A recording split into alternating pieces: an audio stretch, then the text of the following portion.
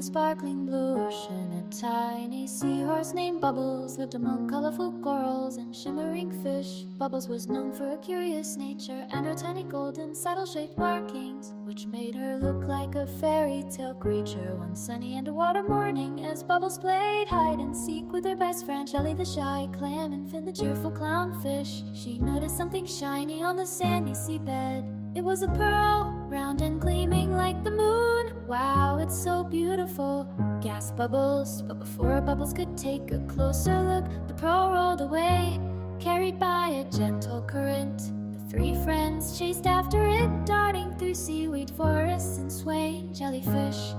As they swam, they encountered a grumpy crab named Pinchy. "Hey, what are you chasing?" he asked, clicking his claws. "We're following that pearl," explained Vin, pointing his fin at the glimmering treasure tumbling ahead. Pinchy frowned. "That pearl belongs to Queen Perlina, the wise old oyster. She lost it during a storm. If you're returning it,